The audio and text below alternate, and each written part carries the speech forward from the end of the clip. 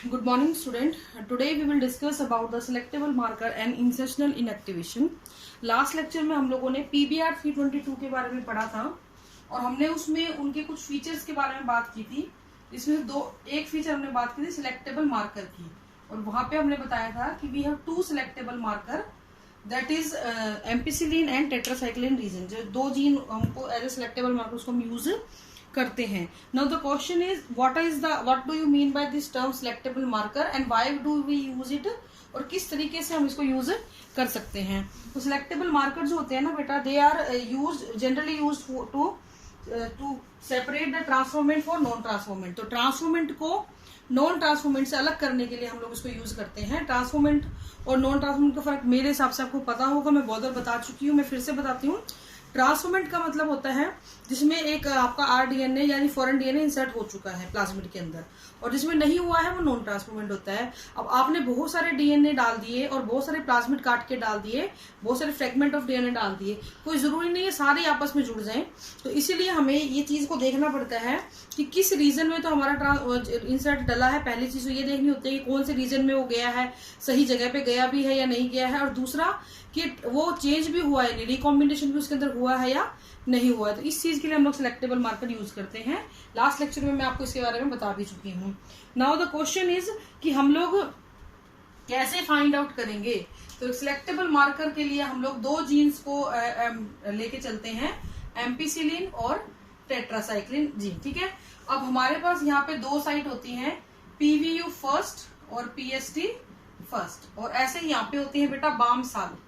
ये बोलने के लिए हम लोगों ने थोड़ा वर्बली मुंह पे चढ़ा हुआ है, इसलिए बोल देते हैं बीएम फर्स्ट और बीएम साल 1। ठीक है, इन दोनों साइटों के अंदर अगर आपने कोई इंसर्ट डाला और वो या तो इसमें इस पीवीओ फर्स्ट में गया या पीएसटी फर्स्ट में गया, तो इसकी वजह से क्या होगा बेटा, आपका जो एम्पिसिलिन रेसिस्टेंट जीन जो है ना वो क्या हो जाएगा, इनएक्टिव हो जाएगा। इनएक्टिव का मतलब है कि वो नॉन फंक्शनल हो जाएगा, अपना फंक्शन परफॉर्म नहीं करेगा। और एम्पिसिलिन रेसिस्टेंट का फंक्शन क्या था वो मैं आपको बता देती हूँ। ये बैक्टीरिया को रेसिस्ट करता है एंटीबायोटिक एम्पिसिलिन से, एम्पिसिलिन से रेसिस्टेंस देता है। यानी अगर आपका बैक्टीरिया के अंदर ये जीन प्रेजेंट है तो उस बैक्टीरिया के ऊपर एम्पिसिलिन एंटीबायोटिक का कोई फर्क नहीं पड़ेगा। लेकिन क्योंकि आपने कोई ऐसा इंसर्ट डाला जो इन दोनों में से किसी भी साइट के ऊपर इंसर्ट जाके अटैच हुआ है, तो आपका ये वाला जो जीन है ये क्या हो जाएगा, नॉन फंक्शनल। सेम चीज यहाँ पे है, अगर आपने बाम और साल रीजन में से किसी में भी डाला है तो ये जीन क्या हो जाएगा, नॉन फंक्शनल हो जाएगा। लेकिन हमें ये नहीं पता कि एक्चुअली इंसर्ट डला भी है या नहीं। तो उसके लिए हम लोग क्या करते हैं, हमने फॉर एग्जांपल हमने ये वाला रीजन ले लिया, तो अगर हमारा इंसर्ट एम्पिसिलिन रीजन में गया है तो जो बैक्टीरियल कॉलोनी है, जिस बैक्टीरिया में आप इस प्लाज्मिड को डालोगे उसकी हम दो प्लेट बनाएंगे। उसकी हम क्या करेंगे बेटा, दो प्लेटिंग करेंगे बैक्टीरियल कॉलोनी की।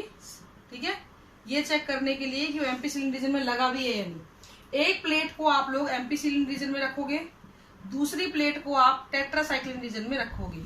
ठीक है, अगर आपका इंसर्ट पीवीयू फर्स्ट या पीएसटी फर्स्ट एंडोन्यूक्लियस एंजाइम से किसका इंसर्ट डला है तो आपकी ये नॉन फंक्शनल हो जाएगा।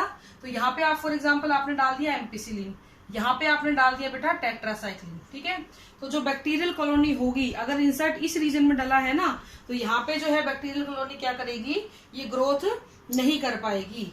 ठीक है, यहाँ पे बैक्टीरियल कॉलोनी ग्रोथ नहीं कर पाएगी, जबकि टेट्रासाइक्लिन वाले में वो ग्रोथ कर जाएगी। ठीक है, इस तरीके से क्या होगा, आपको ये पता लग जाएगा कि हमारा जो इंसर्ट है वो कहाँ चला गया है, एम्पिसिलिन में जाके लग गया है। सेम चीज अगर आपका इंसर्ट बाम साल में से कोई है, इन दोनों में से किसी एक को आपने यूज किया है, तो फिर से आप प्लेटिंग करवाएंगे। आपने बैक्टीरियल कॉलोनी को किस में डलवा दिया, एम्पिसिलिन एंटीबायोटिक में डाल दिया।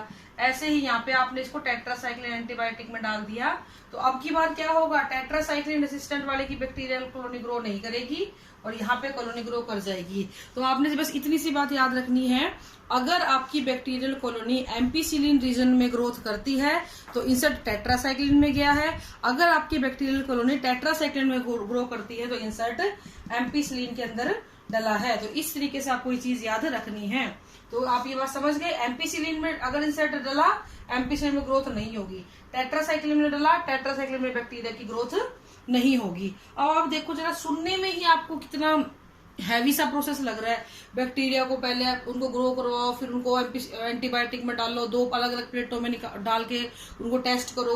ये काफी ज्यादा बर्डनसम प्रोसेस हो जाता है और इसका ना हिसाब किताब रखना भी थोड़ा सा मुश्किल हो जाता है। ये काफी मुश्किल बर्डन देने वाला प्रोसेस होता है। तो इस चीज को हमने हटाने के लिए या इस परेशानी को खत्म करने के लिए हमने क्या किया, हमने एक दूसरे मेथड को यूज किया जिसमें हम लोग कलर डेवलप करवाते थे। हम सीधा कलर डेवलप करा के देख लेते थे कि भी इंसर्ट हुआ है या नहीं हुआ।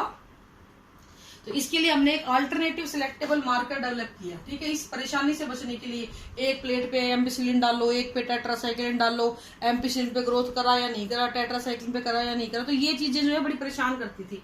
तो एक अल्टरनेटिव सिलेक्टेबल मार्कर को चुना गया और वो सिलेक्टेबल मार्कर क्या था बेटा आपका, एक क्रोमोजेनिक सब्सटेंस था। क्रोमोजेनिक सब्सटेंस था, ठीक है, विच प्रोड्यूस द कलर, जो कलर प्रोड्यूस करता था in a particular condition, produce the colour. और कलर कौन सा होता था बेटा, ब्लू कलर की कॉलोनीज आती थी, ब्लू कलर की कॉलोनीज डेवलप होती थी। ठीक है, इस क्रोमोजेनिक सब्सटेंस का जो है हम लोग बात करेंगे। इसमें हम लोग क्या करते थे, एक एंजाइम था बीटा गैलेक्टोसाइडेज। अगर ये एंजाइम इनएक्टिव हो जाता था तो कलर प्रोड्यूस नहीं होता था। ठीक है, अगर ये एंजाइम एक्टिव रहता था तो कलर प्रोड्यूस होता था। और कलर कौन सा होता था, ब्लू कलर का होता था। किसमें, बैक्टीरियल कॉलोनी में। तो हमने क्या किया बेटा, फॉर एग्जाम्पल आपकी ये बैक्टीरिया है, इसके अंदर अगर इंसर्ट डल गया, अगर ये आपका बैक्टीरिया है, इसके अंदर एक जीन और डाल दिया बीटा गैलेक्टोसाइडेज का।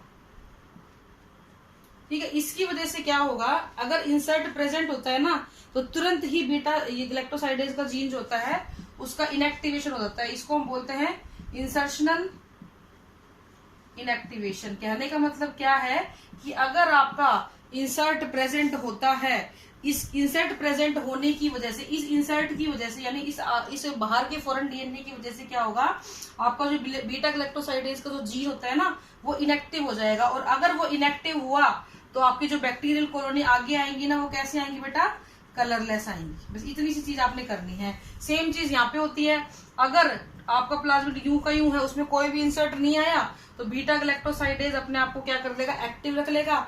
और जो बैक्टीरियल कॉलोनी आपकी नहीं बनेगी वो कैसी बनेगी बेटा, ब्लू कलर की कॉलोनी बनेगी। तो इस तरीके से इंसर्शनल इनएक्टिवेशन को ध्यान में रखना है, क्योंकि ये भी एक सिलेक्टेबल मार्कर की तरह काम करता है। इसमें होता क्या, मैं दोबारा से रिपीट कर देती हूँ बेटा, अगर इंसर्ट डला हुआ है, यानी कि अगर आपका रिकॉम्बिनेंट डीएनए बना हुआ है तो कलर नहीं आएगा, क्योंकि आपका बीटा गैलेक्टोसाइडेज एंजाइम जो होता है वो क्या हो जाएगा, इनएक्टिव हो जाएगा।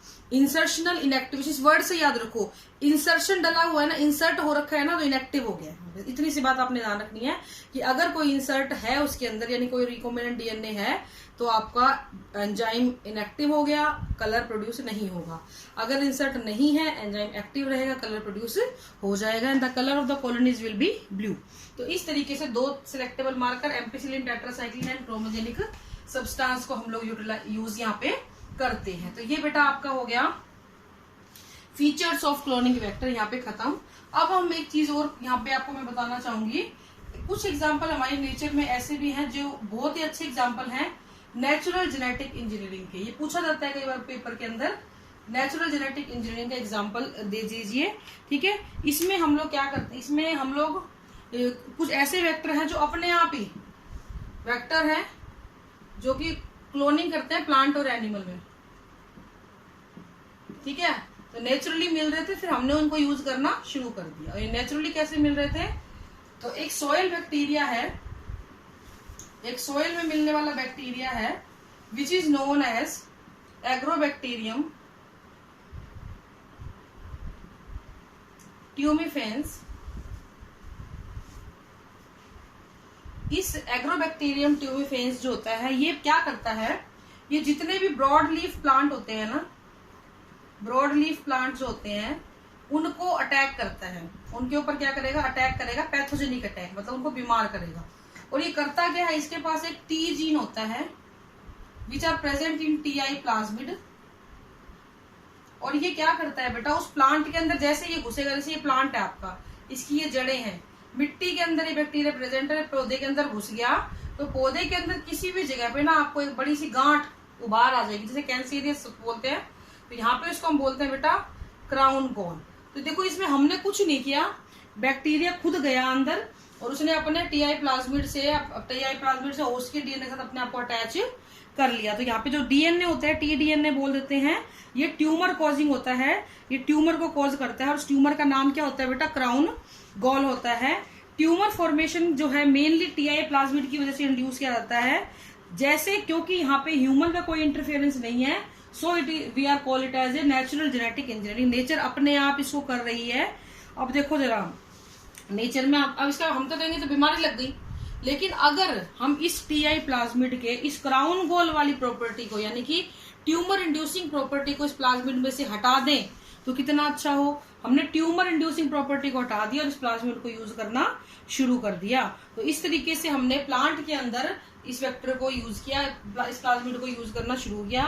बिल्कुल सिमिलर वे में रेट्रोवायरसेस होते हैं जिनको हम लोग यूज करते हैं किसके लिए, एनिमल्स के लिए। एनिमल के लिए हम लोग यूज करेंगे रेट्रोवायरसेस को और उसके लिए हम यूज करेंगे इसके लिए। लेकिन ये चीज ध्यान रखनी है, जो ट्यूमर इंड्यूसिंग जो आपका टीआई प्लाज्मिड था उसको मॉडिफाई करना पड़ेगा क्लोनिंग के लिए। एज सच यूज नहीं कर सकते, क्योंकि जहां भी यूज करोगे तो वहां जाके ये तो क्राउन गॉल को कॉज कर देगा। ऐसे ही रेट्रोवायरस भी ये करते हैं, कैंसेरियस प्रॉपर्टीज को डेवलप कर लेता है। आपकी जो सेल होती है नॉर्मल सेल, उनमें कैंसर की प्रॉपर्टी आ जाती है, वो बहुत ज्यादा ग्रोथ करनी शुरू करती है, गांठ बन जाती है। यही गांठ यहाँ पे बनी हुई है, ठीक है। तो इस तरीके से इनकी जो ये प्रॉपर्टी है ना बीमारी वाली, इनको तो करेंगे हम एलिमिनेट और फिर इस प्लाज्मिड को हम लोग यूज करते हैं। तो this is the good example of natural genetic engineering Agrobacterium tumefaciens, ठीक है। तो this is all for today. Thank you and have a nice day.